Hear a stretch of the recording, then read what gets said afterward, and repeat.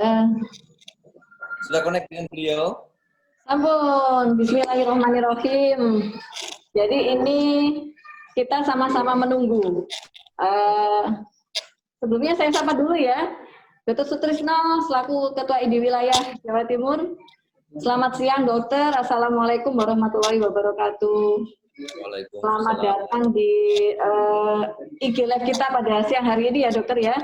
Ini sebenarnya bukan murni IG Live, tapi juga kita kombinasi dengan Zoom supaya kualitas diskusi yang kita adakan ini akan lebih baik. Jadi pada kesempatan kali ini nanti selain dengan Dr. Sutrisno sebagai salah satu narasumber pada IG Live, nanti juga akan menghadirkan Bapak Emil Dardak, yaitu Wakil Gubernur Jawa Timur. Wakil Gubernur Jawa Timur yang beliau nanti akan bercerita banyak tentang apa saja yang sudah beliau lakukan sebagai Wakil Gubernur membawai pemerintah di Jawa Timur untuk mengatasi COVID-19 baik dari sisi pencegahan, sisi kuratif maupun dari sisi sosial ekonomi yang memang menjadi salah satu bagian yang menjadi tanggung jawab dari Bapak Emil Dardak. Jadi sambil menunggu beliau, karena beliau saat ini sedang dalam perjalanan, insya Allah mungkin sekitar 15 menit lagi beliau akan sampai di sini, dan juga Dr. Dani sebagai tim Satgas dari ID Wilayah Jawa Timur juga sebentar lagi akan sampai di sini. Mungkin saya akan menyapa dulu Bapak Wakil Gubernur yang saat ini sedang berada dalam perjalanan di mobil. Ya. Saya yakin ini masih mute. Semua sudah nggak sabar. Assalamualaikum warahmatullahi wabarakatuh. Waalaikumsalam warahmatullahi wabarakatuh. Karena koneksinya nggak stabil, saya nggak bisa nampilin video dulu. Takutnya nanti malah lagging. Baik Bapak, padahal ini semuanya sudah tidak sabar menunggu Bapak untuk menampilkan. Bapak ini ada di mana sih? Saya sudah di Lamongan. Oh siap Bapak, siap. Baru mantau penyaluran bantuan provinsi dengan daerah-daerah Bakorwil Bojonegoro. Jadi ada 8 kabupaten kota di sini. Ya siap Pak, siap. Mudah-mudahan selalu sehat ya Pak ya, karena memang kerja keras dari pemerintahan Gubernur Jawa Timur ini dan Bapak Wakil Gubernur luar biasa menyikapi COVID-19. Jadi Pak, di sini yang hadir di sebelah saya ini adalah Dr. Andri Pak, beliau spesialis jantung dan Humas Satgas ID Wilayah Jawa Timur. Beliau ini ternyata tetangganya Bapak Emil Pak, rumahnya di sebelah. Oh iya. C220 Pak Emil. Jadi kesini tadi jalan kaki beliau. Lalu kemudian yang sedang ada di Malang, ini adalah ketua kami, Ketua ID Wilayah Jawa Timur, yaitu Dr. Sutrisno, spesialis obstetri dan ginekologi konsultan. Ya, ini rasanya nanti kapan Pak Trisno. Assalamualaikum Pak Emil. Waalaikumsalam. Kapan-kapan harus kita duetkan ini antara Dr. Sutrisno dengan Pak Emil karena sama-sama pecinta musik Pak. Waduh. Alhamdulillah. Mudah-mudahan kurvanya melandai turun, jadi salah satu yang bisa dilakukan adalah kembali mengapresiasi musik. Amin, insya Allah. Nanti kapan kali kita bisa main musik bareng Pak Emil. Oke, Bapak Dokter. Ya. Ya Pak ya. Di Gerhadi nanti saya IO-nya enggak apa-apa Pak, kami Pak. Baik Pak, mungkin sebagai awalan, jadi kami ini dari ID Jawa Timur ini ingin menyampaikan sebenarnya, jadi ingin menyampaikan ke masyarakat awam bahwa COVID-19 ini adalah sesuatu yang sebenarnya kalau kita bisa bekerja sama dengan baik antara upaya pemerintah dan juga upaya masyarakat sama-sama baik, maka insya Allah sebenarnya problem ini akan bisa teratasi. Karena kita melihat Pak Emil sendiri, Bu Kofifa juga begitu luar biasa. Mungkin Bapak bisa ceritakan ya, selama ini kira-kira hambatan apa yang dirasakan sehingga kok sampai Jawa Timur ini ada beberapa di daerah Jawa Timur itu yang harus melakukan PSBB misalnya. Kira hambatannya seperti apa ya Pak ya dalam penanganan ini Pak? Ya, begini, pertama-tama kami yakin bahwa rekan-rekan di ID tentunya jauh lebih paham mengenai epidemiologi bahkan dibandingkan kami begitu. Bahkan keputusan PSBB pun merupakan hasil desakan dari Persi yang memang melihat bahwa tren peningkatan pasien di wilayah Surabaya dan sekitarnya sudah cukup alarming ya, sudah. Nah, ini artinya bahwa memang diperlukan upaya yang lebih ketat lagi untuk melandaikan kurva. Walaupun kurvanya sebenarnya sudah mulai melandai. Itu dilihat secara empirik gitu bahwa menjelang PSBB pun kita melihat kurvanya berada di bawah dari trajektori yang diperkirakan sebelumnya. Artinya kita memperkirakan puncak kurva menjadi jauh lebih rendah daripada potensi seandainya tidak ada pembatasan. Dan yang kedua ya artinya tapi dengan dia menjadi landai tentunya transmisi ini akan tetap berjalan begitu ya. Dan inilah sebabnya dengan melandaikan kurva diharapkan tidak terjadi situasi yang melampaui kapasitas dari rawatan atau care gitu tadi. Karena kita tahu tenaga medis kita juga pasti punya batasan-batasan dalam menampung jumlah pasien yang terus meningkat begitu. Nah, jadi PSBB ini adalah dorongan dari pakar-pakar epidemiologi. Mereka melakukan scoring, kemudian melihat bahwa ini sudah perlu diterapkan, apalagi 60% kasus ini kan bersumber di wilayah Surabaya dan Sidoarjo gitu. Jadi inilah yang kemudian dijadikan basis, kemudian Ibu Gubernur meminta itu dipaparkan secara ilmiah di depan Bupati Wali Kota, dan Bupati Wali Kota mengatakan ya kita setuju aja gitu. Ya sudah gitu, artinya bahwasanya memang ini adalah bukan keputusan gubernur. Gitu. Gubernur hanya menjadi semacam menyampaikan fasilitasi kepada para bupati wali kota. Ini informasi yang diperoleh dari pakar-pakar, dari praktisi medis. Apa reaksinya, apa responnya. Nah, semua satu suara. Siap gitu. Siap kita lakukan PSBB. Nah, ini jadi kenapa PSBB kemudian pertanyaan kedua diperpanjang ya? Kita bukan daerah pertama yang memperpanjang PSBB gitu. Bahkan Jabodetabek kan memperpanjang ya. Kemudian di Jawa Barat malah menerapkan PSBB di seluruh provinsi gitu. Nah, ya diperpanjang ini karena melihat belum ada bukti empiris bahwa ada pelandaian yang signifikan dari kurva, maka ini perlu dilanjutkan lagi dulu untuk memberikan dampak yang bisa memitigasi resiko overload dari kapasitas rawat. Itu yang kami pahami. Sekali lagi perpanjangan pun melibatkan pakar epidemiologi gitu yang memaparkan dan diputuskan sekali lagi bersama. Ya, terima kasih Pak. Jadi memang kemarin ini ya Dr. Andrea, kita sudah, jadi waktu IG live kami sebelumnya Pak, sebelum hari ini itu kami memang mengundang Pak Windu ya. Jadi Dr. Windu kan mungkin menjadi salah satu narasumber epidemiologi. Betul. Ya betul. Beliau bercerita banyak. Tadinya kami sampaikan yang ada di masyarakat awam bahwa ini jumlah kasusnya kok semakin banyak begitu loh. Artinya apa Pak Windu? Apakah memang PSBB ini berhasil apa tidak? Ternyata jawaban dari Dr. Windu justru kalau semakin banyak itu berarti temuannya lebih banyak. Kasusnya yang ditemukan banyak, bukan berarti kasusnya naik, bukan, tapi yang ditemukan yang lebih banyak. Mungkin Dr. Andri bisa. Ya, terima kasih Pak Emil.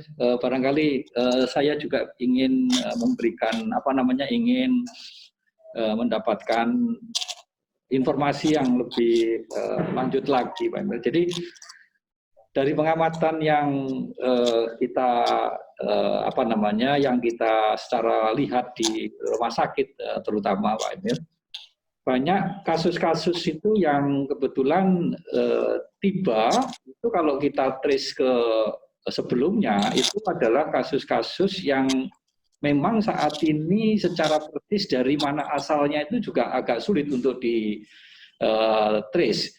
Dan ini asumsi kita adalah bahwa kenyataannya sangat mungkin pasien-pasien yang ODP, yang ODG, yang ODR itu sudah ada di semua sisi atau semua tempat di masyarakat kita.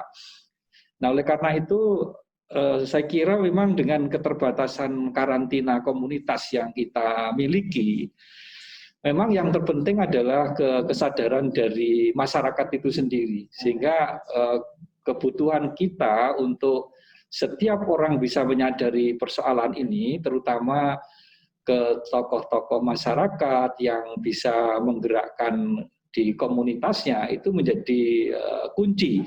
Karena kalau kita juga lihat saat ini dengan PSBB pun yang notabene pemerintah sudah sekuat tenaga ingin mensukseskan kegiatan ini, ternyata juga masih belum mendapatkan hasil sesuai dengan yang kita inginkan. Nah, sejauh ini kira-kira Pak Emil barangkali bisa menyampaikan informasi kira-kira keberadaan dari tokoh masyarakat yang notabene juga ada yang kebetulan satu dengan yang lain kurang sependapat ya di dalam hal menyikapi persoalan penyebaran dari COVID ini. Kira-kira bagaimana ya Pak Emil untuk masalah ini? Jadi begini, ada kan saya belak-belakan aja gitu. Ada yang merasa PSBB ini diminta oleh provinsi. Kita nggak meminta PSBB, tapi kita menyampaikan fakta saintifik dari para pakar terkait situasi ini dan kemudian menjelaskan bahwa ini bagaimana keputusan dari para bupati wali kota, begitu.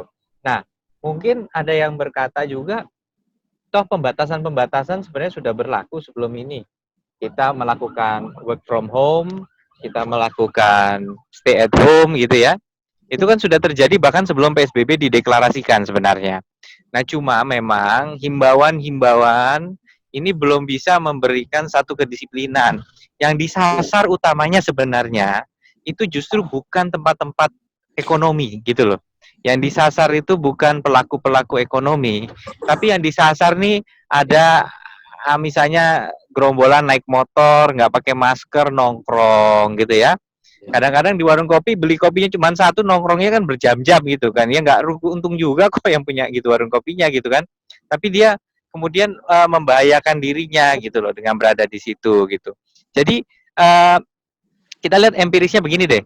Bahkan sebelum ada penerapan PSBB atau sebelum deklarasi awal pun ekonomi di Indonesia turun sampai 2% sekian, dan Jawa Timur dari pertumbuhan di atas nasional 5% jadi sekitar 3, sekian persen gitu di atas nasional. Nah, ini artinya bahwa sebenarnya dampak ekonomi muncul bukan karena larangan tapi karena langkah-langkah masyarakat untuk mengamankan dirinya.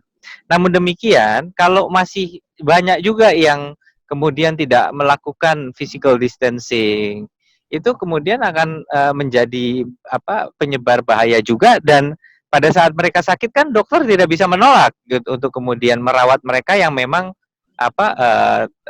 terjangkit COVID-19, betul ya?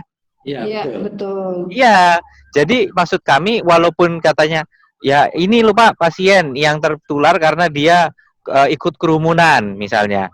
Karena dia nongkrong di tempat yang banyak orang tanpa pakai masker, kan nggak bisa kita bilang kalau gitu nggak usah dirawat, nggak mungkin kan? Iya. Nah, oleh karena itu kita inginlah sama-sama ayo kita landaikan kurvanya begitu. Nah, ini kemudian yang menjadi basis ya untuk tadi. Tapi kan Dr. Windu juga menyampaikan bahwa kita jangan melihat angka yang tinggi ini dari satu sisi saja.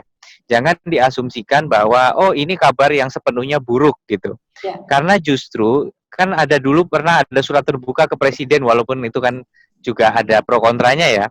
Tapi semua orang tahu bahwa angka yang hari ini terpublish belum tentu merefleksikan betul-betul berapa orang yang terpapar virus. Apalagi kita tahu bahwa dari yang konfirmasi positif sebanyak 1.200-an disurvei, yang menjawab hampir 800 orang. Dari responden 800-an yang menjawab, yang punya gejala sesak napas hanya 24%. Artinya bahwa kurang dari 1/4 orang yang terkonfirmasi positif itu mengatakan dia merasakan sesak napas. Bahkan sesak napas ini pun ada gradasinya, ada tingkat ke severity index-nya itu berbeda-beda. Makanya ada emergency ventilator kan, yang untuk pasien yang susah napas tapi belum sampai ke tahap yang kritikal.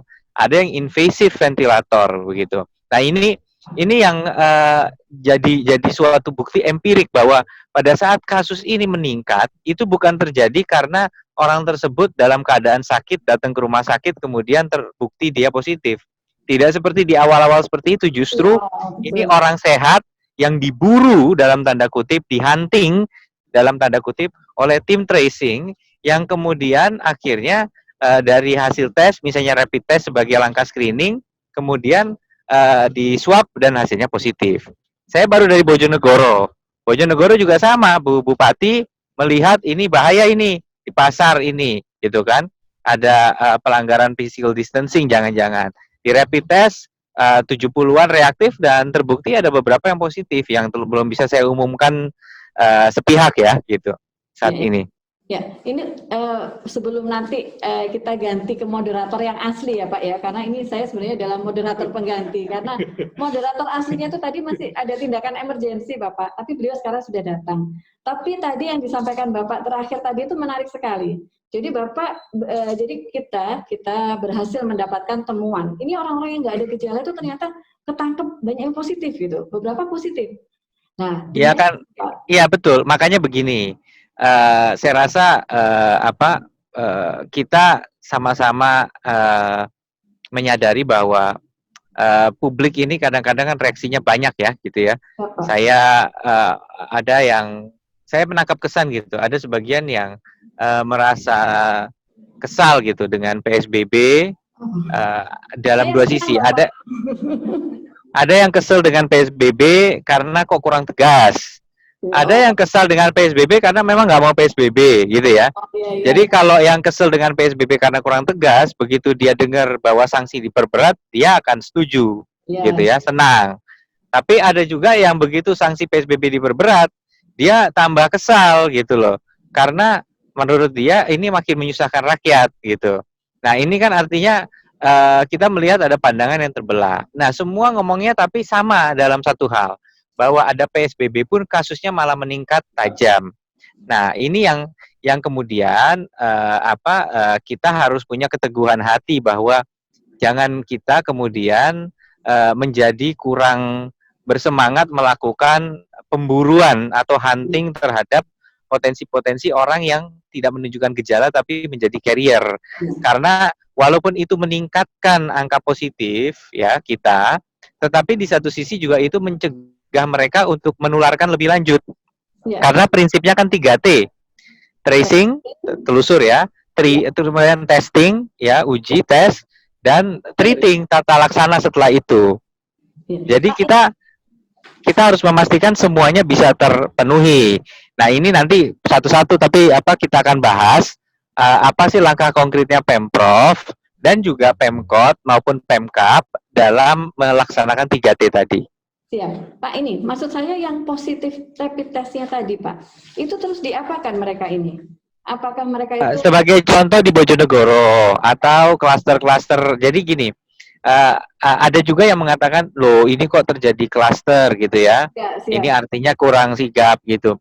Tapi ada dua kalau kita ngelihat klaster, di satu sisi betul, bahwa apabila terjadi penyebaran yang terkonsentrasi di satu titik aktivitas, maka artinya memang telah terjadi amplifikasi dampak ya, seperti apa yang terjadi di beberapa klaster di Jawa Timur maupun di luar Jawa Timur dan di luar Indonesia gitu ya. Tetapi di sisi lain, yang angka itu bisa jadi jauh lebih besar kalau kita terlambat bergerak, begitu. Makanya dan bisa menyebabkan ini meluas. Sebagai contoh dalam klaster pabrik rokok, dari 2 orang yang meninggal dunia diekspansi menjadi sekitar 16 orang yang terdiagnosa sakit, kontak eratnya dapat 165, kontak tidak langsung dengan kontak erat dapat lagi 323. Nah, realisasi dari angka swab positif masih di kisaran 70-an gitu. Artinya ya di satu sisi betul terjadi sebuah klaster, tapi di sisi lain identifikasi yang sedini mungkin ini menyebabkan kita bisa mengisolir kemungkinan ini menyebar lebih luas lagi. Nah, ini Cara ya. mengisolasinya bagaimana ya Pak ya? Apa mereka Oke. diisolasi di rumah? Kembali kalau dalam klaster pabrik rokok agak beda dengan klaster pasar karena di pasar belum ditemukan kasus positif, tapi diambil langkah proaktif di tempat-tempat yang rawan. Maka dites, ternyata ada yang reaktif. Nah, yang reaktif ini harus diisolir. Kalau dulu di dalam klaster pabrik rokok mereka ditaruh di hotel oleh pabriknya yang reaktif tesnya. Nah, kemudian kalau di Bojonegoro, Bu Gubernur mensupport Ibu Bupati mengizinkan penggunaan BLK, Dinas Tenaga Kerja, dan UPT Dinsos untuk menampung sampai menunggu hasil dari swab. Kalau hasil dari swab menunjukkan bahwa itu negatif, dia boleh pulang. Kalau positif, maka dia akan ditreatment. Nah, ini yang penting. Coba kita perhatikan bahwa yang sesak napas itu 24% dari total kasus. Saat kita mengawali pandemi COVID ini, kapasitas rawat isolasi dengan tekanan negatif dan ventilator itu hanya 20-an kalau nggak salah yang bisa digunakan. Hari ini sudah meningkat 6 kali lipat menjadi 130 lebih dan ini akan meningkat lagi. Artinya bahwa inilah langkah kita untuk treatment tadi. Harapannya yang perlu ditreatment hanya yang benar-benar kritikal. Nah, ini juga makanya kita lagi ngebut emergency ventilator. Mudah-mudahan bisa membantu pasien yang mild pneumonia gitu. Jadi belum sampai severe akut gitu ya. Harapannya mereka bisa dijaga kondisi kehandalan tubuhnya dengan emergency ventilator yang non-invasif. Nah, kalau kita perhatikan juga kamar isolasi yang bertekanan negatif tanpa ventilator itu juga ratusan. Yang isolasi tanpa tekanan negatif, ya mungkin nggak apa-apa kalau pasiennya COVID semua di situ, betul ya? Kalau pasiennya non-COVID memang bahaya. Karena isolasi negatif kan bertujuan untuk mengisolir satu jenis penyakit dengan memastikan ada negative pressure. Tapi kalau memang kita belum bisa punya, kalau kebetulan yang dirawat di situ semuanya adalah COVID-19 positif, confirm, ya mungkin kita bisa sedikit istilahnya ya sudah kita merawat mereka dalam kondisi isolasi yang tidak 100% steril gitu ya. Artinya tidak tekanan negatif tapi tetap isolasi gitu. Dengan meminimalisir itu karena pasien di satu blok itu semuanya memang pasien COVID-19. Baik, Bapak, ini karena maaf saya sudah merasa ini pertanyaan saya tadi terjawab karena ini pertanyaan yang juga mewakili banyak teman-teman. Ini kalau sudah positif diapakan? Karena ada tetangga saya yang masih di rumah, ada teman saya yang ternyata masih di rumah seperti itu. Tapi sepertinya langkah yang sudah dilakukan ini semakin mempercerah ya Pak ya, memberi pencerahan bahwa baik, terus terang begini. Kita memang ada dua mazhab ya gitu ya, kita lihat juga secara publik di luar negeri, di dalam negeri ada bahkan orang-orang yang katanya mohon maaf ya mungkin tergolong pesohor ya gitu ya, atau mereka adalah public figure gitu ya, nggak sedikit juga yang dirawat di kediaman masing-masing gitu. Nah tapi kan pertanyaannya bagaimana dia bisa dipantau. Kalau dia public figure gampang terpantaunya. Dia mungkin situasi rumahnya lebih kondusif daripada yang lain. Pak, ini moderatornya asli sudah. Cuma aktif harus berada di rawat dan itu pandangan yang menurut saya juga valid begitu. Makanya kita sekarang menur kapasitasnya ada 100 tambahan ruangan. Itu masih setengahnya masih bisa dipakai untuk mereka yang kondisinya itu memungkinkan untuk dirawat dan positif confirm COVID-19 tapi mungkin tidak dalam kondisi ICU misalnya gitu.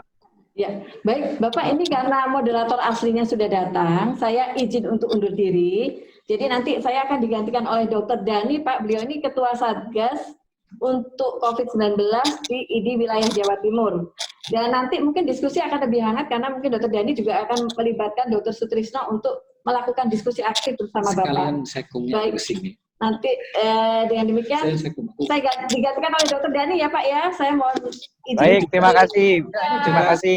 Umum ID. Sekarang mungkin mungkin monggo pandangan-pandangan dari Dr. Tris, Dr. Dani ini juga sangat penting ini. Terima kasih. Kalau saya satu aja Pak Wagub. Ya, jadi untuk kasus-kasus kita yang dalam hal tracing itu positif, itu kan sebenarnya banyak sekali ada di tempat-tempat mereka tinggal. Dan ini utamanya adalah kasus di Surabaya Raya ini, Pak Wagub. Saya melihat justru swadaya dari masyarakat itu sendiri untuk nanti bisa mengkarantina diri sendiri itu sangat minimal. Dan itulah yang justru menjadi persoalan tumbuhnya kasus-kasus baru yang susah sekali untuk dihentikan atau dilandaikan kurvanya. Nah ini saya kira kan memang harus ada dorongan yang kuat dan memang yang bisa menjangkau ke warga yang notabene di wilayah-wilayah kota atau kabupaten ini kan memang justru dari pemerintah daerah atau pemerintah kotanya. Nah ini kalau itu tidak bisa dilaksanakan, tentunya berapapun yang kita sediakan untuk perawatan itu kan tidak pernah bisa juga bisa menampung potensi-potensi kasus yang akan tumbuh terus, begitu Pak Wagub. Kira-kira bagaimana Pak Wagub untuk persoalan ini? Ya, kita tahu bersama bahwa makanya isolasi mandiri itu tidak bisa berlaku untuk semua elemen, gitu ya. Satu, apakah kondisi rumahnya memungkinkan dia benar-benar terisolir dari anggota keluarganya, itu nomor satu, ya. Nomor dua, juga lingkungan rumah itu terhadap tetangga sekitarnya, itu juga ada, gitu. Inilah yang kemudian mengapa sebenarnya kita terus berikhtiar untuk meningkatkan kapasitas rawat. Walaupun idealnya rawat itu harus tekanan negatif dengan ventilator, tapi kita juga meningkatkan kapasitas rawat tanpa ventilator atau tanpa tekanan negatif. Karena kita tahu setiap itu adalah lebih baik daripada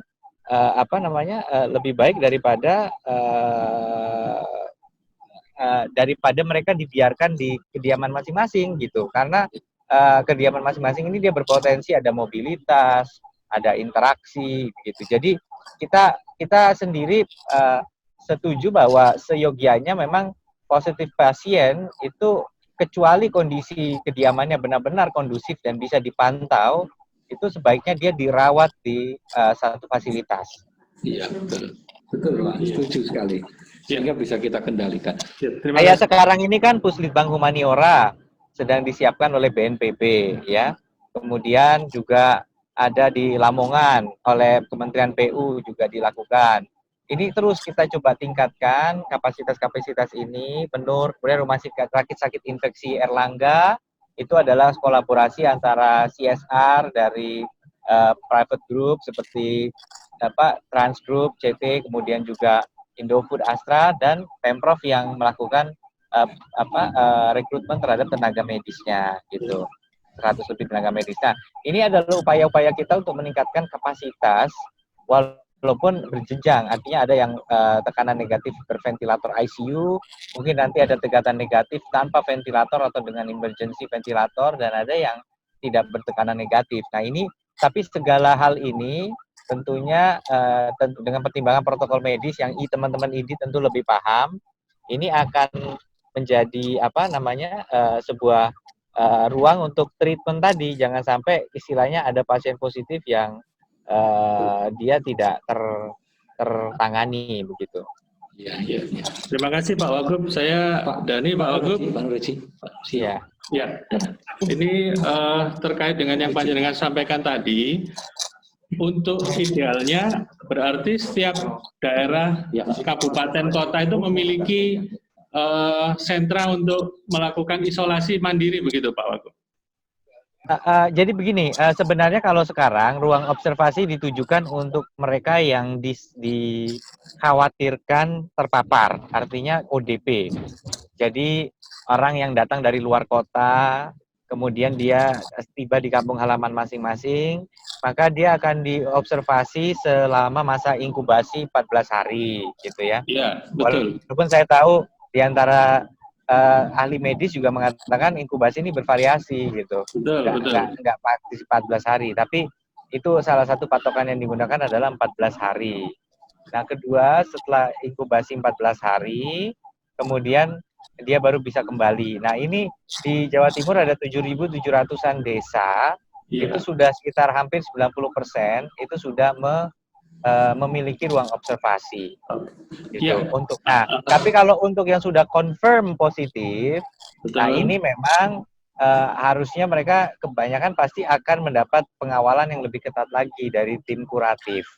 Gitu. Dan ini mereka kalau tidak dirawat di fasilitas kesehatan, seyogianya mereka memang isolasi mandiri dalam kondisi yang sangat terpantau dan memang juga layak. Artinya interaksinya bisa diminimalisir untuk orang-orang di rumah tersebut, begitu. Tetapi kita terus meningkatkan kapasitas rawat inap. Saya jelaskan ini dari 24 isolasi tekanan negatif dengan ventilator di 21 Maret pada 9 Mei kemarin naik menjadi 132.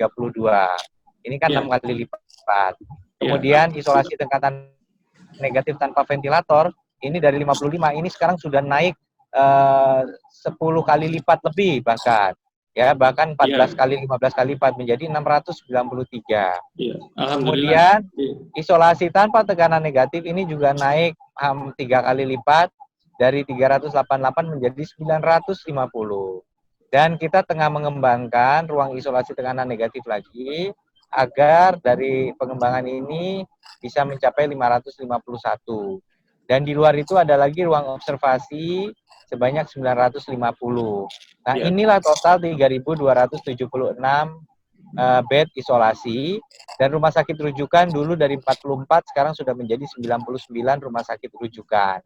Untuk rumah sakit rujukan kita sudah mendistribusikan 1,3 juta masker, 24.000 masker N95, kemudian juga hampir 100.000 hazmat, 200.000 lebih karung tangan karet, lebih dari 13.000 pelindung wajah. Kemudian kita juga mendistribusikan 43.000 PCR kit untuk testing dan 29.000 rapid test. Nah, dan bahkan Ibu Gubernur tahap kedua juga sudah mendistribusikan lagi tambahan beberapa puluh ribu lagi PCR kit dan rapid test. Matur nuwun. Pak Wagub, kita bergeser ke Dr. Sutrisno. Iya, silakan. Dr. Sutrisno, terkait dengan yang sudah disampaikan oleh Bapak Wagub tadi, bagaimana perspektif dari ID Jatim sendiri menilai sejauh ini pandemi COVID ini dan penanganannya? Monggo, silakan. Terima kasih Pak Wagub. Alhamdulillah Pak Emil perjalanan masih sempat bersama kita ya. Alhamdulillah. Alhamdulillah. Siap dok, siap. Ini matur nuwun Pak Emil dan teman-teman sahabat di Jawa Timur, Mas Dani dan teman-teman di studio. Perkenankan saya memberikan sedikit perspektif agak sedikit lebar. Kita ini kan di Jawa Timur itu wilayahnya luas. Kalau saya lihat di BPS itu jumlah penduduk aja kurang lebih 40 juta, ada yang 42 juta gitu ya, kira-kira itu ya. Sedangkan kepadatan penduduknya ini kan terkonsentrasi ya Surabaya, Malang, Jember, Sidoarjo, dan Gresik. Kemudian tentu karena bagian dari Pulau Jawa ini juga masalahnya juga selain kependudukan juga ekonomi, sosial, ekonomi dan lain-lain itu luar biasa. Jadi berat memang pemerintah itu. Dan kalau kita lihat dari prevalensi saat ini, para sahabat sekalian, mohon maaf Pak Emil, jadi jumlah yang saya merefer angka, jadi COVID di Jawa Timur per tanggal 13 Mei, itu kan total positif kan 1.766. Yang dirawat 1.322. Artinya dari yang sudah confirm positif saja, bednya itu sudah 1.322. Jadi banyak itu. Memang yang sembuh sudah agak baik, 278, itu ada 15,7% kira-kira. Kemudian yang meninggal 166, 9,4%. Ya ini dibanding yang lain lebih tinggi ya. Tinggi ini ya. Lebih tinggi. Tinggi ini ya. Kalau bisa itu mestinya tantangan buat para dokter ini Mas Dani. Jangan, kalau bisa 1%, 3% gitu. Ini besar ini ya. Kemudian Nah, ini total PDP itu 4.372. Jadi banyak. Ya. Dan ODP lebih banyak lagi, 21.738. Padahal PDP, ODP ini potensi. Nah, jangan lupa ini lebih sangat potensi lagi lah OTG. Orang tanpa gejala ini potensi jumlahnya 12.574. Nah, ODP dan OTG ini bisa berkeliaran di mana saja. Dengan jumlah yang sekian banyak, bisa berkomunikasi dengan siapapun, bisa berlipat-lipat. Itu yang pertama. Terus yang kedua, mohon maaf Pak Emil, di Jawa Timur ini total rumah sakit 385. Jadi 385 rumah sakit, ini yang terdaftar. Ini memang berbagai macam tipe, jadi rumah sakit umum, rumah sakit khusus, dan berbagai macam kelas. Namun, apapun tipe rumah sakit, kalau kita mengacu pada akreditasi rumah sakit, mestinya punya ruang isolasi. Apapun jenis rumah sakitnya. Data yang saya dapat, sebelum ada pengembangan di masa COVID ini, ruang isolasi yang disebut isolasi, begitu saja, berbagai macam tipe, itu sekitar 1.200 ruang isolasi di Jawa Timur, sebelum ada COVID ini. Ya. Begitu ada COVID ini, pemerintah merespon cepat. Ini bagus, sangat bagus, seperti Pak Emil Ngentiko tadi. Jadi ruang isolasi melonjak banyak, seperti isolasi tekanan negatif dan ventilator. Nah, negatif plus ventilator itu kan 132. Itu lumayan banyak. Yang tadinya nggak sampai 24, sekarang sudah 132. Bagus. Negatif plus ventilator, ini ideal sekali. Untuk menghadapi kasus-kasus yang sangat berat. Jadi sekitar ada potensi sekitar 1-3% dari penderita yang dirawat akan jatuh pada memerlukan ruangan isolasi tekanan negatif plus ventilator. Kemudian ruangan isolasi tekanan negatif tanpa ventilator, ini 693. Itu banyak, jauh berlipat dalam respon yang 1 bulan, 2 bulan ini, dari yang sekitar 2 bulan menjadi 693. Ini luar biasa. Jadi usulannya sangat keras ini saya kira. Luar biasa, sangat keras. Kita semuanya berharap para pasien ini tidak memerlukan ventilator, tetapi di dalam klinis kita harus siap dengan risiko yang terburuk. Jadi kita harus siapkan. Jadi banyak sekarang. Jadi isolasi negatif dengan ventilator sudah 132. Negatif tanpa ventilator 693. Di dalam ruang ini mestinya harus yang confirm. Tidak boleh orang belum jelas masuk sini. Ini harus confirm. Karena kalau sudah confirm ya sudah pasti memang situ ya. Kemudian isolasi tanpa tekanan negatif itu 950. Wah, ini banyak, ini luar biasa, banyak. Jadi banyak. Meskipun kalau kita mengacu pada yang laporan beberapa hari yang lalu, Pak Bu, ternyata memang jumlah pasien itu melonjak melebihi dari ketersediaan bed. Jadi ada pasien yang dirawat tidak sesuai dengan kondisi klinisnya. Mestinya dia memerlukan isolasi atau isolasi yang memang tekanan negatif, dia terpaksa di rumah sakit darurat yang mungkin tidak memenuhi kriteria sepenuhnya ruang isolasi. Nah, saya senang tadi Pak Emil sudah ngendiko ada pengembangan isolasi tanpa tekanan menjadi 950. Kemudian ditambah lagi ini ada penambahan dalam beberapa waktu ke depan 551. Nah, kemudian ruang observasi saja yang tidak memenuhi kriteria isolasi itu 950. Jadi saya lihat semua teman-teman di rumah sakit ini kerja keras. Pemerintah sudah kerja keras. Ini luar biasa. Nah, tetapi sayangnya COVID ini, virus ini menyebarnya sangat gampang. Jadi mode utamanya adalah mata, hidung, dan mulut. Sedangkan tangan ini membantu menyampaikan ke sini. Nah, oleh karena itu, selama rumah sakit disiapkan berapapun banyaknya, tetapi masyarakat tidak patuh, masih membuka mata, hidung, dan mulutnya dibantu dengan tangan untuk membantu virus menyebar, ya otomatis rumah sakit itu akan selalu kurang. Nah, itu masalahnya. Sehingga kenapa bahwa harus dibatasi skala besar, gerakan masyarakat dibatasi, masyarakat patuh menggunakan penutup hidung, mulut, dan mata ini, memang untuk membantu menyelesaikan masalah ini dari hulunya, supaya rumah sakit nanti tidak terlalu berlebihan bebannya. Mungkin saya sekedar mungkin menyampaikan ke Pak Emil. Jadi di Jawa Timur itu kalau saya lihat DPS itu ada 8.501 desa atau kelurahan. Selain pemerintah menyediakan rumah sakit darurat, apakah itu di rumah sakit gedung-gedung yang sudah ada, asrama haji atau di Depangkes atau di lapangan, barangkali dari 8.500 desa kelurahan ini diminta untuk menyediakan ruang isolasi mandiri di level desanya masing-masing. Jadi dari ODP atau OTG, orang OTG itu tidak ada keluhan apapun, disuruh masuk isolasi, waduh stresnya luar biasa. Mungkin dia menderita karena stres, bukan karena coronanya.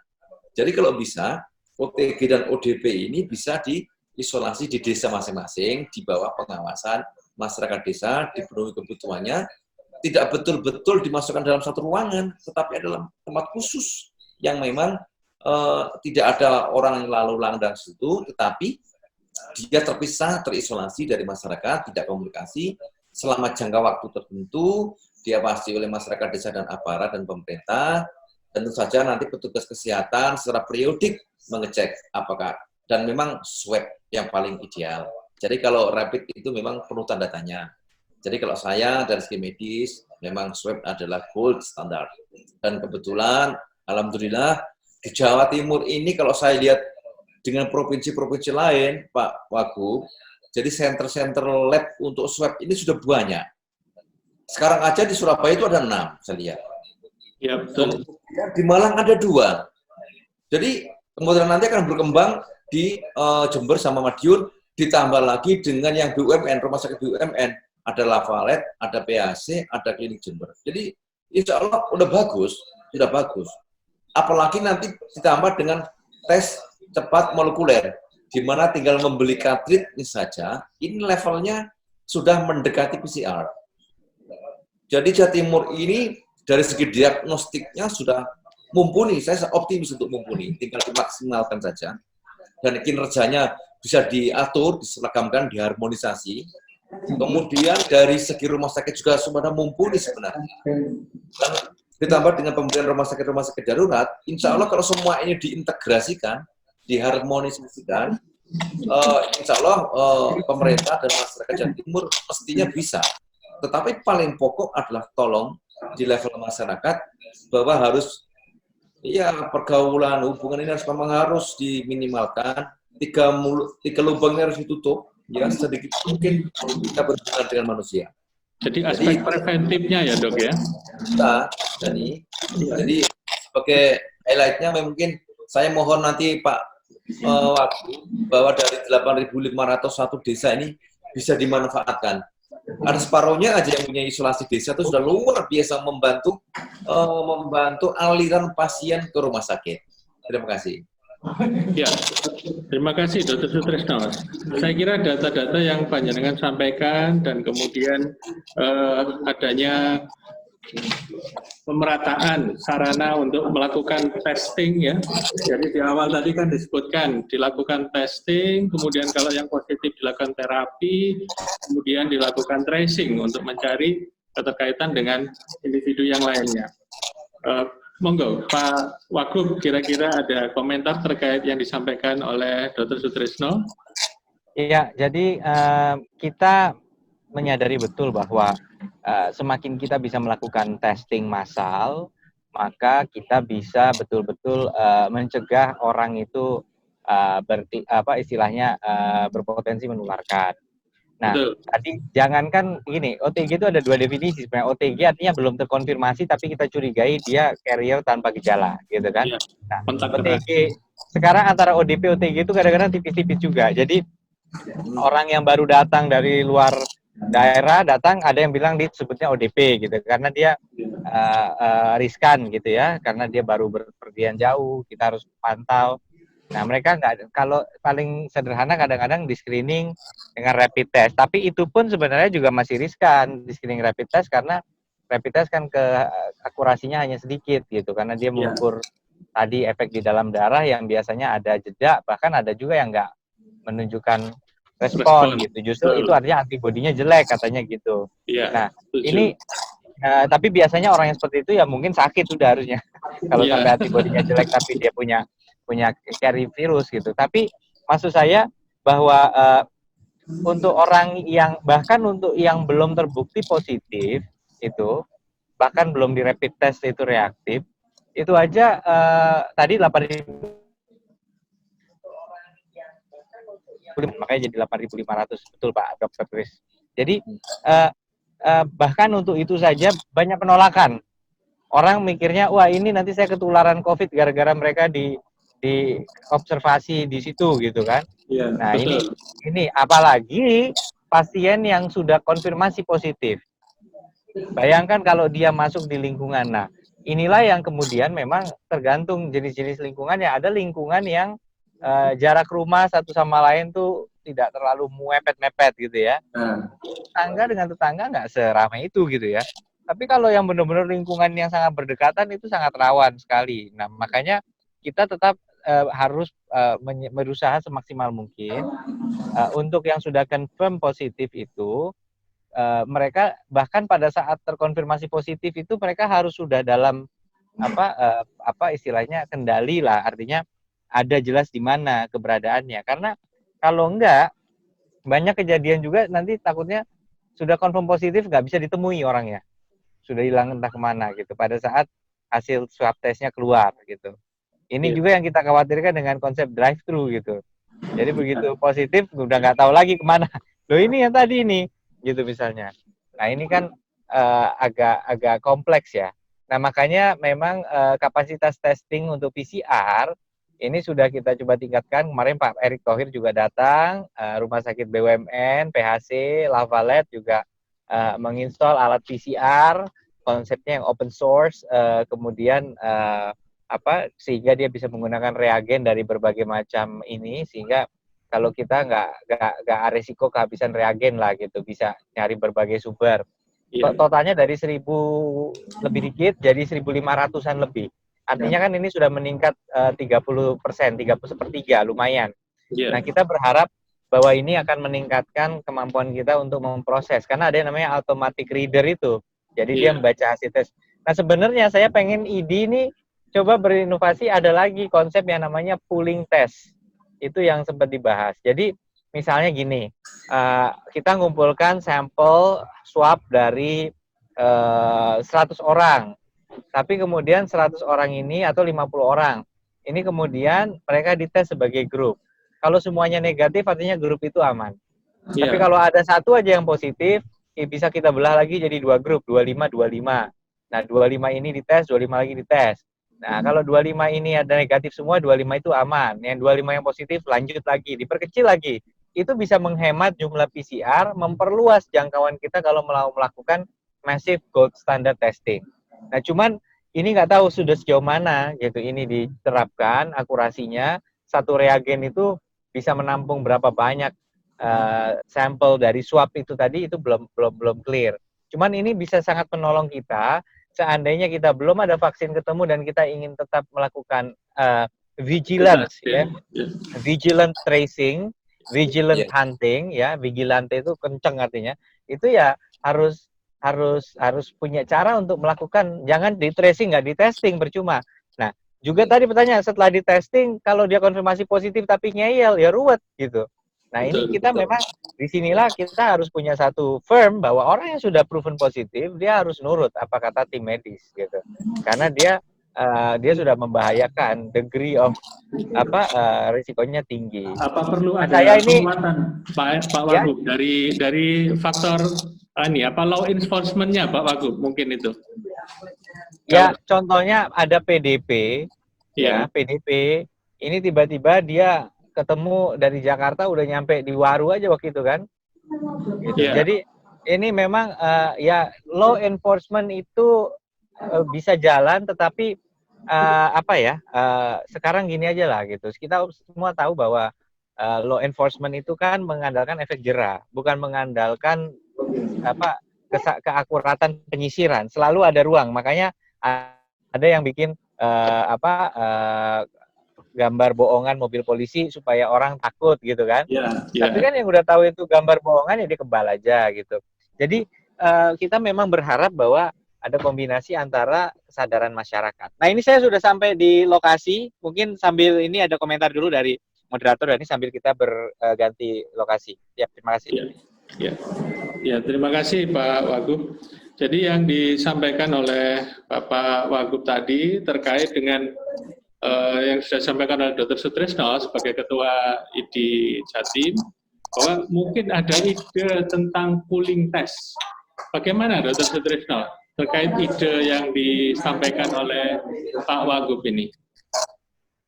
Terima kasih Dr. Dhani, Pak Emil. Sebenarnya kan pooling test itu dari persepsi saya itu sebenarnya untuk melihat seberapa besar sih load atau penyebaran virus ini di level masyarakat. Ini penting untuk mengambil keputusan sebenarnya. Jadi ini akan mendapatkan data epidemiologi yang sangat penting untuk mengambil keputusan, baik keputusan yang terkait dengan masalah medisnya, klinisnya, epidemiologisnya, ataupun keputusan dari pemerintah yang bersifat umum.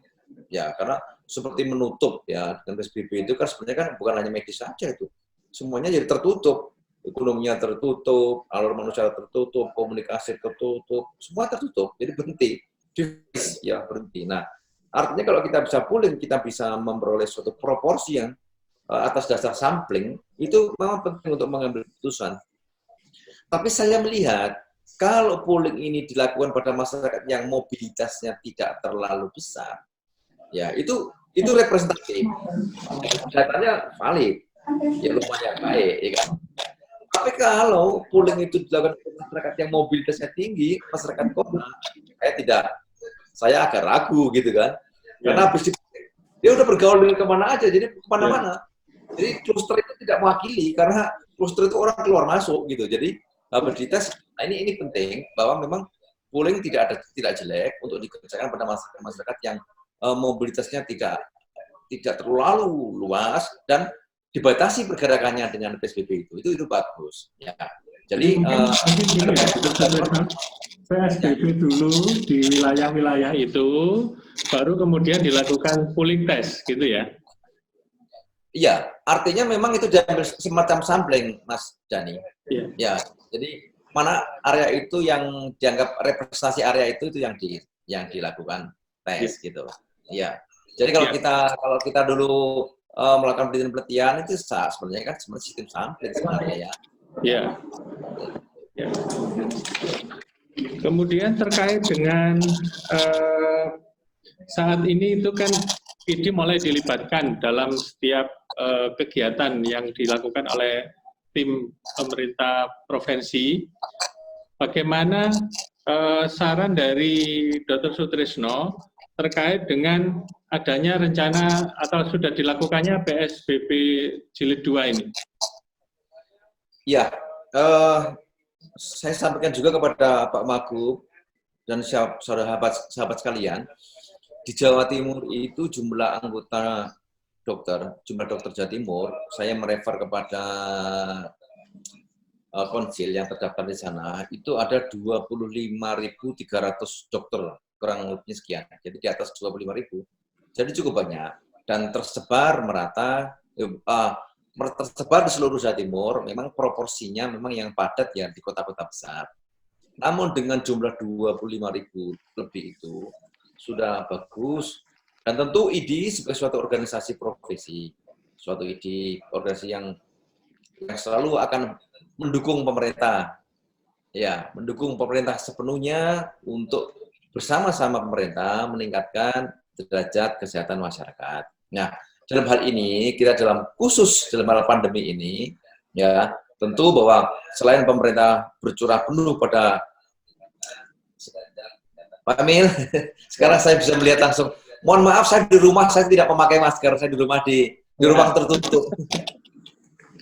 Jadi ini akan sepenuhnya mendukung pemerintah, ya, tanpa reserve untuk membantu mengawasi masyarakat ini.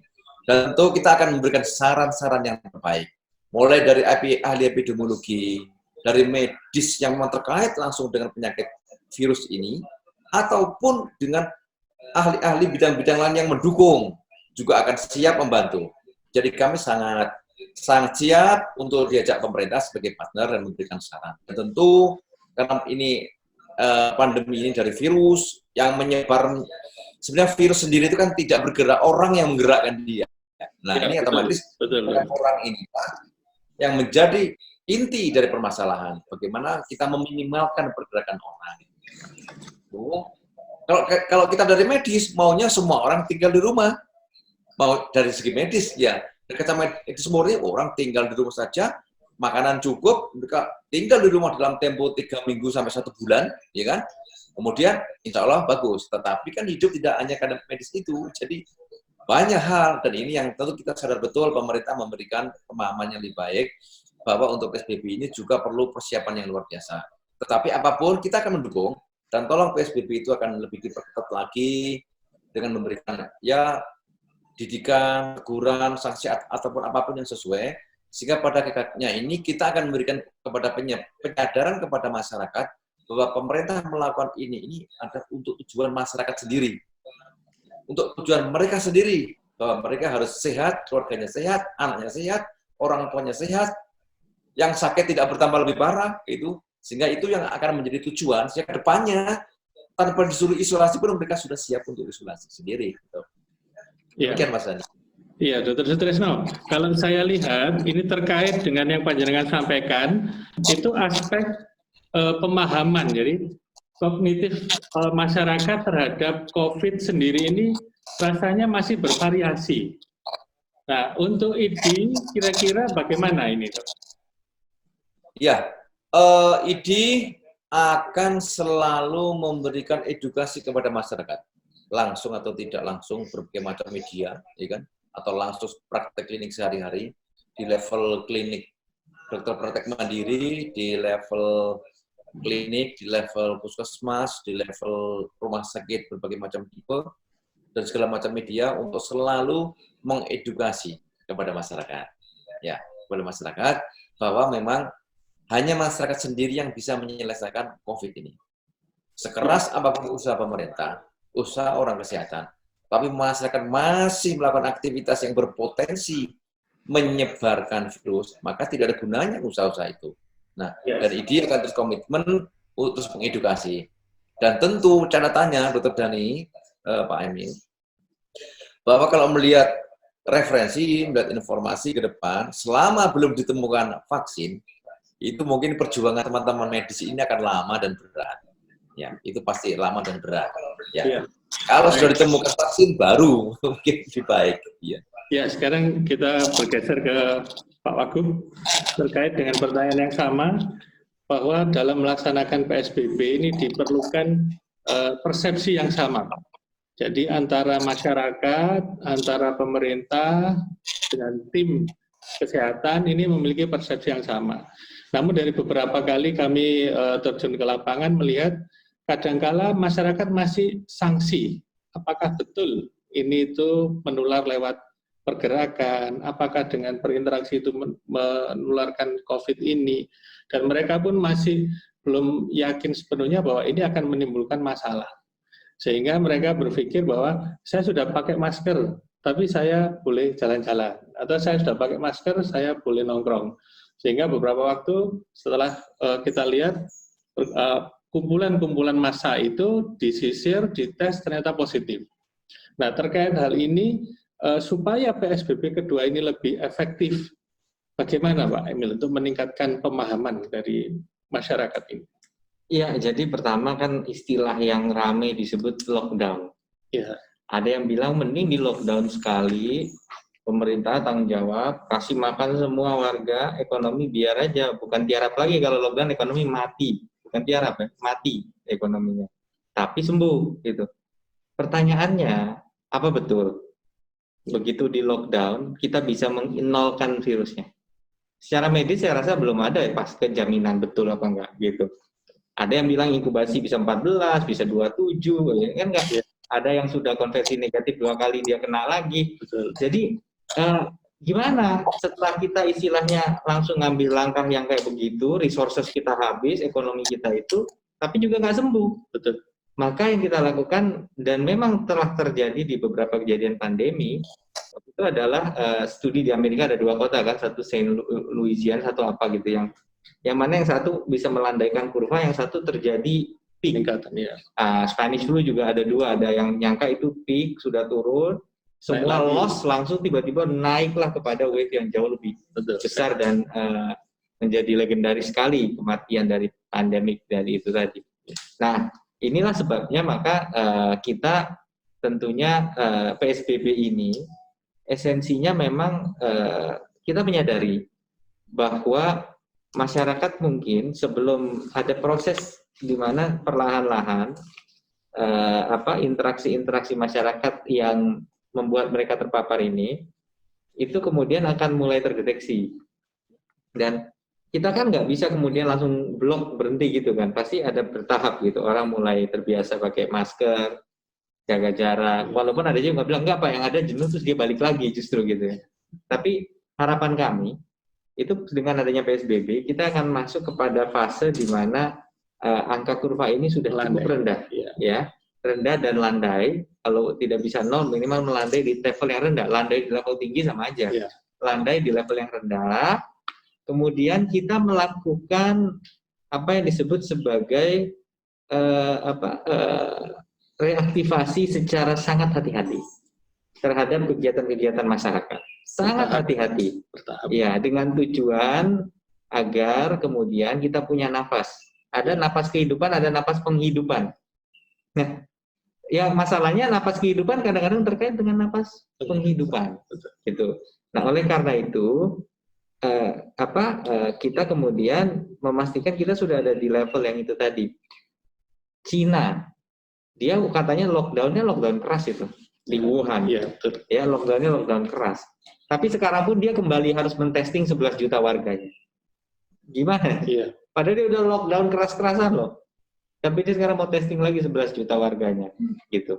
Ya kalau Cina 11 juta dia bisa loh, dia bisa bikin rumah sakit kayak begitu dalam waktu beberapa hari jadi. Itu dia punya massive saving, tapi kemudian ekonominya juga terpukulnya parah kan kemarin, parah sekali terpukulnya. Nah, ini yang kemudian PSBB di tahap 2 ini, karena kita belum bisa melihat tadi kurvanya itu kemudian menunjukkan tren yang turun. Sayang kalau tiba-tiba kemudian ini baru pada tahap agak plateau, terus kemudian kita lepas. Kita ingin membudayakan masyarakat dulu selama 14 hari tambahan, dengan harapan kita mulai melihat kurva ini decline ke satu titik di mana kemudian kita bisa menerapkan apa yang disebut sebagai protokol COVID. Ingat, kita bukan hanya melihat epidemiologi, kita melihat kedisiplinan, dan diakui oleh penegak hukum bahwa tingkat kedisiplinannya ini juga masih tergolong rendah. Gitu. Itulah sebabnya kita belum yakin tanpa adanya sanksi orang bisa disiplin. Nggak ada sanksi aja nggak disiplin, apalagi nggak ada sanksi. Nah, kita justru harus buktikan bahwa physical distancing, kepatuhan terhadap protokol COVID itu berasal dari keinginan diri, dari kesadaran. Bukan sayang diri sendiri, tapi sayang lingkungan kita. Kalau kita jadi carrier, bagaimana lingkungan kita? Nah, ini membangun inilah yang kemudian ingin dicapai di PSBB tahap kedua. Karena PSBB tahap 1 ada learning curve lah istilahnya. Ya, kurva belajarnya dia, dan kemudian pelanggaran mulai turun. Polisi, penegak hukum juga mulai bisa. Ada beberapa titik-titik lemah itu yang harus dibenahi. Katanya ada checkpoint yang agak lemah. Hari pertama coba lihat bagaimana itu Bundaran Waru. Besoknya sudah bisa langsung dibenahi sistemnya. Jadi dan kita melihat ini momen, mari kita jaga momentum ini sampai Idul Fitri supaya tidak terjadi euforia yang kemudian tiba-tiba hasil yang sudah dijaga tadi gitu ya. Kita karena kan kerawanan itu muncul di situ gitu.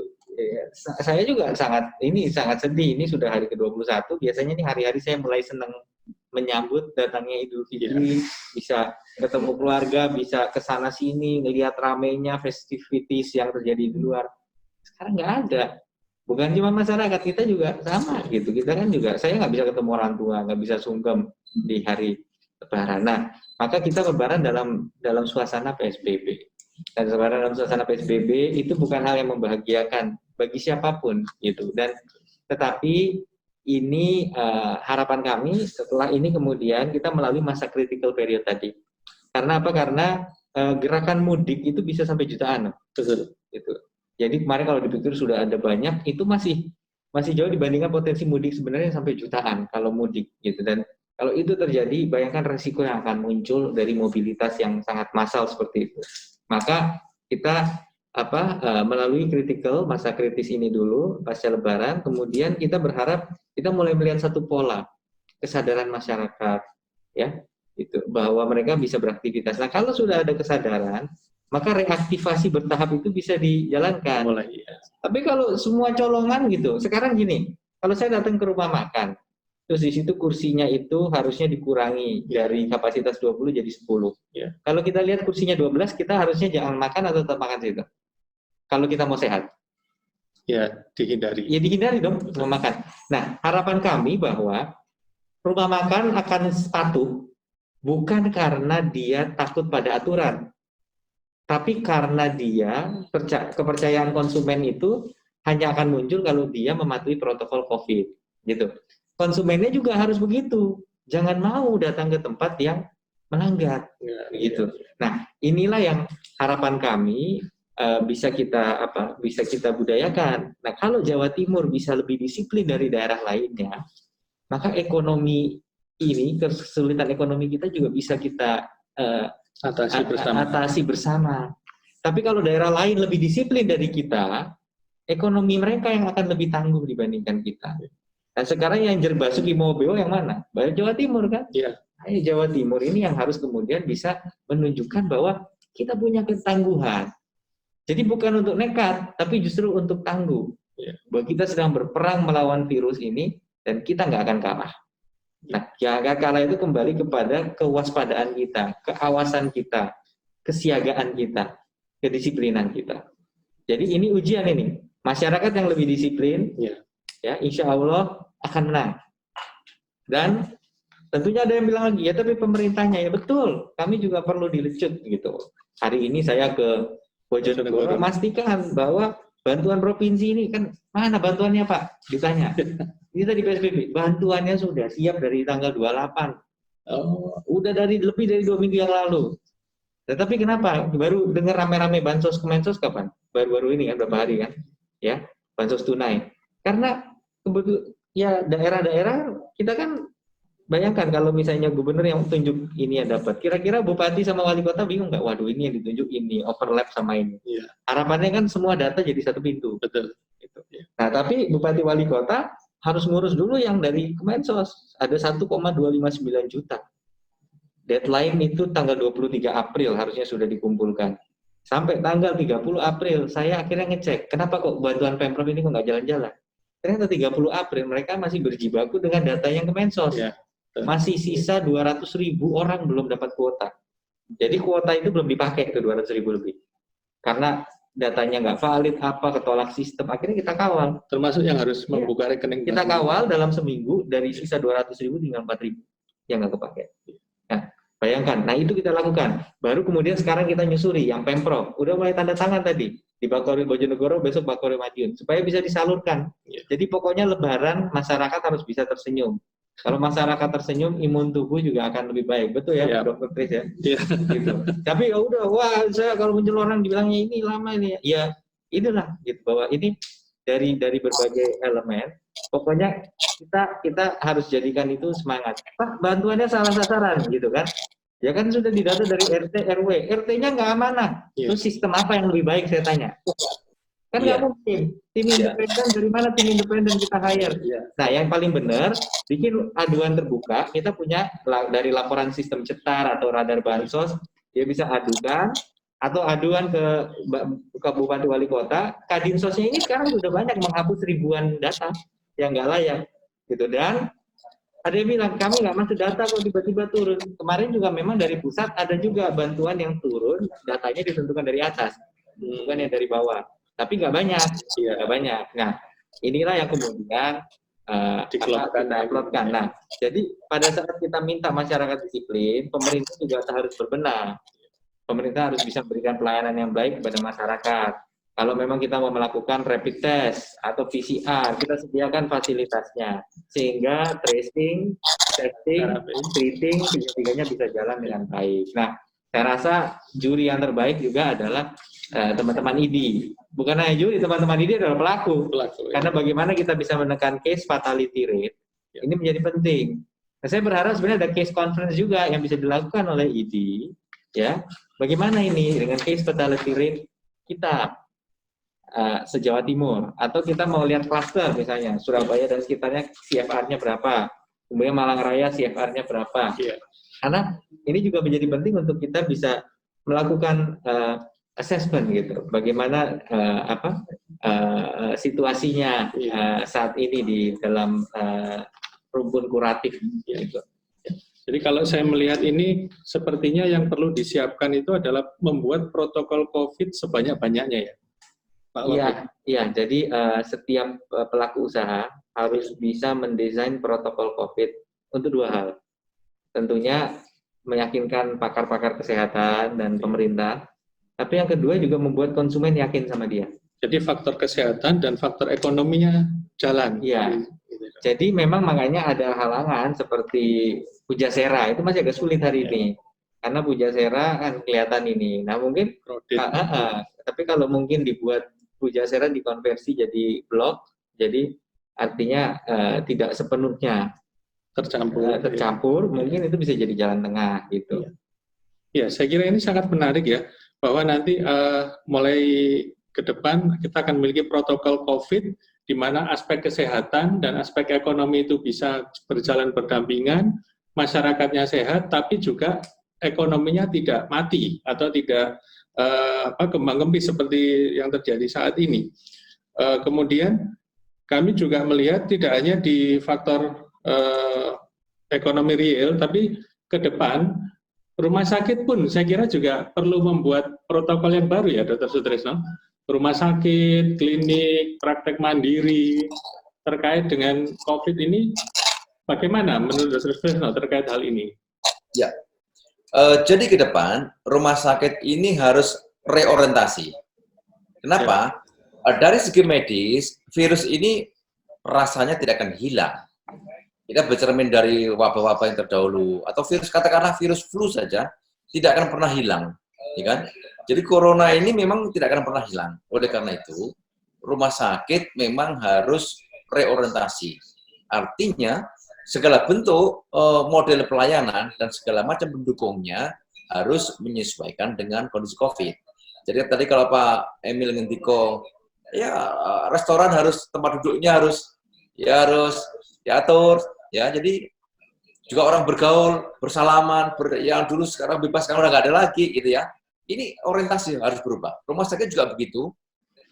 Jadi alur SOP dan segala macam kelengkapannya, kesiagapan sumber dayanya, obat-obatannya, tata ruangnya, dan segala macam harus reorientasi dengan COVID yang sekarang.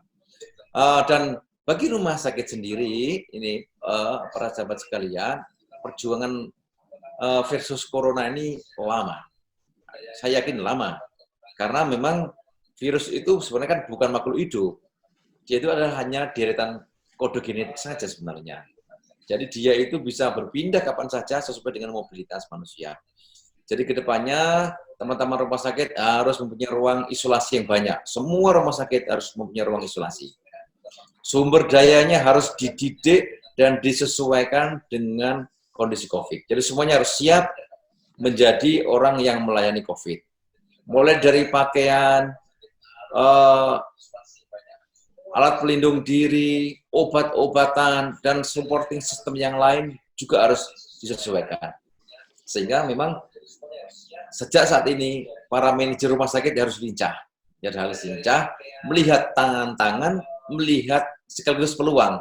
Jadi sebenarnya Pak Emil, memang seakan-akan wabah besar, tetapi wabah besar memang harus dihadapi, tetapi juga ada peluang sebenarnya. Jadi peluang untuk ilmu maju dan peluang untuk memberikan pelayanan dan peluang kita semuanya untuk membangun lagi tatanan dalam keluarga dan masyarakat. Jadi memang kita ambil juga sisi positifnya supaya kita nggak pesimis dan stres terus. semua orang sekarang ini betul-betul stres, ya kan? Semua stres. Jadi mungkin sakit mentalnya, sakit psikisnya itu lebih berat sekarang ini, ya. Karena yang dihadapi masalah yang tidak kelihatan. Dan kalau saya boleh titip buat Pak Emil, saya titip Pak Emil. Jadi kalau bisa mulai memberdayakan di level desa, supaya dari 8.500 satu desa ini, kalau bisa mempunyai tempat untuk melokalisir OTG dan ODP-nya. Jadi suatu rumah yang enak gitu, yang bukan suatu kurungan gitu ya. Jadi memang yang harus diisolasi biar di situ di bawah pengawasan desa. Ini beberapa desa sudah mulai mengembangkan dan sepertinya nyaman. Kalau orang OTG, ODP dikurung di rumah sakit, ya mendingan di kampungnya saja, ya kan? Jadi lebih nyaman. Terus yang kedua, jadi kalau kita ada 3 parameter, tes, treat, dan tracing, maka tesnya ini kami mohon bantuan pemerintah nanti untuk memfasilitasi hal-hal yang diperlukan. Kalau pusat PCR kita sudah banyak, Pak Emil, tinggal regen dan kitnya saja yang nanti harus diperbanyak. Jadi center-center PCR ini dengan berbagai macam grade-nya, ini ada yang sehari mampu 90, ada yang sehari mampu ratusan untuk running.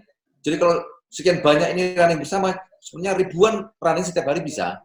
Nah, nanti problemnya bagaimana nanti pemerintah bisa memfasilitasi supaya kit dan regen nanti bisa diadakan, jangan sampai terlambat. Nah, ini. Terus yang kedua, jangan lupakan ada tes cepat molekuler. Jadi tes cepat molekuler ini di Jawa Timur itu sudah banyak ratusan saya lihat. Jadi kemampuannya itu selisih sedikit dengan PCR. Jadi tes cepat molekuler ini mesinnya itu ada di rumah sakit dan puskesmas yang digunakan untuk pelayanan tuberkulosis. Nah, ini tinggal memberikan cartridge-nya saja yang sesuai dengan COVID, maka tes cepat molekuler itu bisa di-running dan hampir mendekati dengan PCR. Ya, jadi artinya ada 2 mode ini yang bisa digunakan kita supaya tesnya itu bisa skala luas, gitu, skala luas. Jadi treat lah, kalau treat rumah sakit memang saya kira sudah semuanya bergerak seperti jumlah-jumlah yang terus meningkat tadi. Moga-moga saja sudah cukup ini nanti ya. Apalagi dibantu dengan isolasi yang ada di kampung masing-masing. Dan yang tracing ini, yang ketiga ini memang bebannya berat. Karena yang di trace itu manusia. Jadi waduh, gerakannya manusia itu luar biasa sukar ditebak. Jadi saya berharap nanti tim tracing nanti secara bertingkat mulai dari provinsi, kabupaten, puskesmas, desa, nanti bisa menggerakkan satgas bersama dengan jajaran kesehatan. Jadi sudah levelnya itu ada pemerintah, ada satgas COVID provinsi, di sini ada dinas kesehatan dengan jajarannya. Kemudian ada satgas COVID di level kabupaten, ada dinas kesehatan di kabupaten dengan semua jajarannya termasuk dokter di situ. Di level kecamatan juga ada puskesmas dan ada aparat yang lain. Di level desa ada aparat yang di desa dan sekaligus ada bidan, ada perawat yang bagian dari jaring kesehatan. Jadi sebenarnya level-level ini nanti bisa dimanfaatkan secara simultan sesuai dengan levelnya. Insya Allah untuk yang ketiga tracing ini nanti bisa lebih bagus. Dan yang terakhir adalah pengelolaan data. Jadi data yang ada dalam tracing ini bagaimana supaya bisa dikelola sehingga seluruh elemen yang terlibat ini mengerti. Ada orang yang sakit dari tempat lain, datang ke kabupaten lain, periksa ke dokter, dan dokter nggak tahu ini statusnya apa, gitu kan. Akhirnya dokter dan segalanya jadi punya risiko yang tinggi. Nah, seandainya pengelolaan data yang ada dari hasil tracing ini bagus, insya Allah nanti Satgas dan dari jajaran kesehatan akan bisa memantau dan mappingnya lebih mudah dan manajemennya akan lebih enak buat para kesehatan. Ya, saya ada pesan dari Pak Erick Thohir. Ya. Jadi satu terkait telemedicine. Ini juga kita mau diskusi mengenai artificial intelligence ya untuk kesehatan, remote diagnostic, bahwa nggak semua harus hospital visit untuk bisa mendapatkan ya, dokter tidak harus direct physical examination. Ya. Misalnya sekarang bisa ada guidance, coba cek di sini bagaimana cara menekannya, apakah sudah benar atau belum, itu bisa ada sensorik cek secara jarak jauh. bisa melakukan foto lidah atau apa, kemudian ada algoritmanya dia bisa ngecek. Dan bahkan hal-hal yang tadinya sifatnya itu harus radioaktif, sekarang bisa menggunakan beberapa sensor-sensor tertentu. Nah, ini harapannya dengan ini saya ingin mengajak khusus Jawa Timur menghadapi the new normal, di mana pasien akan memiliki keengganan untuk ke rumah sakit kalau nggak benar-benar pepet. Mungkin memang kita harus menggalakkan telemedicine. Ya. Saya tahu BPJS masih long way to go, tapi mari kita coba untuk orang yang memang capable to pay, nggak apa-apa. Kita sediakan telemedicine.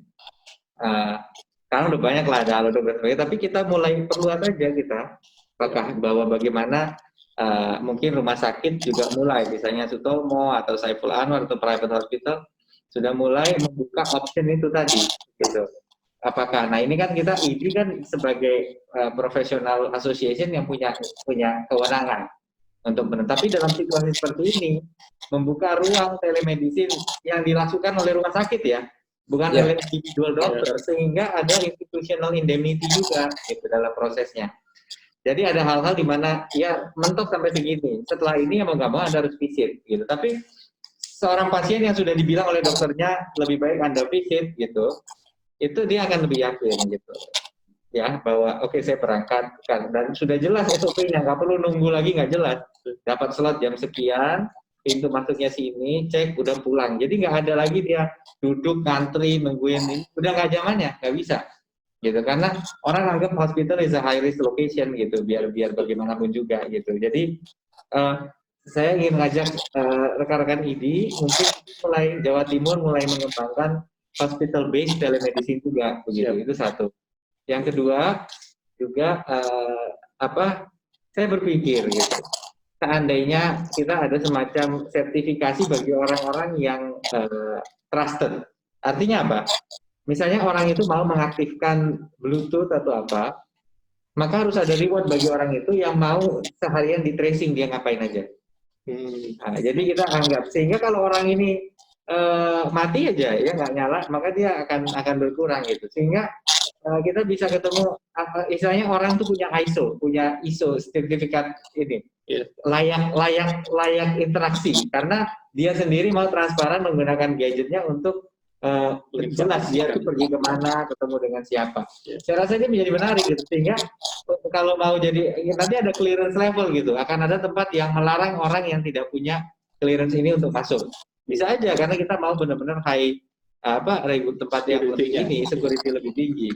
Mungkin aja itu akan terjadi nantinya. Jadi benar-benar ini hanya berlaku untuk orang-orang yang memang dari pagi sampai malam itu 90% waktunya itu terpantau. Jadi nggak jelas dia interaksi dia kemana itu bisa dilihat gitu. Dia ke tempat mana, apakah dari GIS bisa dilihat tempat ini tempat rawan nggak? Dia pergi ke tempat kerumunan nggak? Itu hal-hal itu bisa dipantau. Itu bisa menjadi semacam hal yang nggak bisa dihindari loh itu, bahwa akan ada semacam proses untuk melakukan self certification. Saya ini nggak keluyuran, nggak jelas. Ini buktinya karena handphone saya nyala all the time, ada satu aplikasi yang bisa nge-trace saya pergi kemana aja, gitu. Ya saya yakin ini juga akan menghilangkan masalah rumah tangga kalau amanah ya gitu ya, karena jelas lebih aman. Gitu. Walaupun di masa pandemi katanya rumah tangga jadi lebih ruwet, ada yang bilang lebih ruwet, ada yang bilang nggak ada yang lebih istiqomah karena nggak bisa kemana-mana kata gitu. Jadi saya pikir banyak sekali turunan-turunan ini yang akan sangat menarik kita bahas. Ya. Saya yakin interaksi antara pemerintah provinsi dengan ID Jawa Timur akan sangat penting. Ini masa di mana banyak spekulasi, banyak hoax juga, banyak frustrasi karena tidak ada satupun dari kita yang punya pengalaman mengatasi ini. Betul. Nggak ada. Betul. Ya. Cari dokter yang paling senior, guru besarnya Dr. Tris, kira-kira pernah nggak ngalami pandemi? Nggak pernah. Ya. Jadi saya rasa ini memang sesuatu yang kita semua nggak punya pengalaman. Kita mengandalkan the best scientific intuition, bukan hanya inquiry tapi intuition juga digunakan. Maka kekompakan antara pemerintah dengan ID, kami bisa lebih mendengarkan juga. Tadi terkait molecular test, betul Bu Gubernur sudah menyampaikan ke Presiden fasilitas yang punya gene expert, ya itu berharap kita bisa disupport cartridge-nya sehingga mereka bisa melakukan testing di tempat-tempat yang memang selama ini sudah melayani respiratory diseases. Kira-kira begitu. Baik, wah ini sangat menarik pembicaraan hari ini. Karena baru kali ini ya, Dr. Sutrisno kita langsung berhadapan dengan pimpinan daerah kita dan memberikan pendapat-pendapat yang luar biasa, yang sebenarnya saya sendiri juga agak kaget-kaget. Yang disampaikan itu sesuatu yang menurut saya itu masih ada di film ya, misalkan telemedicine, kemudian sertifikasi trusted dari seseorang, itu masih kita lihat di film, tapi ini sudah dicetuskan oleh Bapak Wagub. Ini luar biasa. Saya potong sebentar. Kita selama ini saya tuh seminar diundang mana-mana revolusi industri keempat. Revolusi industri keempat. Nanti orang bisa ngoperasi dari jarak jauh, diagnosa dari jarak jauh. Bahkan di China, perusahaan asuransi, untuk mengurangi resiko pasiennya itu sakit, dia permudah orang konsultasi. Kalau dia nggak bisa afford bayar dokternya, dia combine, tetap dokter di 15 katakanlah di 5 menit terakhir, tapi diagnosa pakai chatbot dulu. Jadi kayak robot chat yang bisa menunjukkan. Saya aja sekarang konsultasi, misalnya saya pernah sakit nih di sini. Saya ambil foto di internet, terus saya tandain, dok saya sakit sini. Lebih jelas dokter juga, oh ini bisa jadi ini. Bayangkan dulu mana kepikir kita bisa melakukan itu. Jadi ini yang benar-benar, apalagi kalau dia bisa melakukan visual imaging, kita pencet wrong, right, kan bisa aja gitu kan. Gitu. Nah ini sangat mungkin terjadi, dan artinya apa? Bahwa sudah ada profesi, profesi itu ada ramalan-ramalan yang muncul kemarin. Revolusi industri keempat akan membuat orang tidak lagi kerja dari kantor. Pendidikan menggunakan gadget, gitu kan. Nah, ini saya rasa kita dipaksa begitu. Sekarang saya tanya, pabrik sebenarnya sekarang sudah bisa otomatisasi banyak kan? Iya. Sudah bisa ini. Nah, kira-kira punya masalah physical distancing nggak kalau pabrik itu sudah revolusi industri keempat? Ya, enggak ada. Ya nggak ada. Jadi ini dipaksa sekarang. Dipaksa, betul. Sehingga memang kita fulfilling the prophecy, artikel dalam bahasa Inggris. Ini terjadi sekarang. Jadi tadi telemedicine dan sebagainya. Bahkan sekolah mungkin sudahlah untuk kualitas hidup lebih baik. Orang bilang penting, orang tua harus bisa makan bareng sama anak, ya kan? Yeah. Sarapan sama anak penting. Sekarang siapa bisa sarapan sama anak? Berangkat masih gelap, pulang udah gelap. Ya. Kenapa nggak kemudian kasih kesempatan ibu-ibu bisa ngantar anaknya ke sekolah? Dia ini, tapi kenapa? Karena dia tidak perlu tiap hari harus di kantor.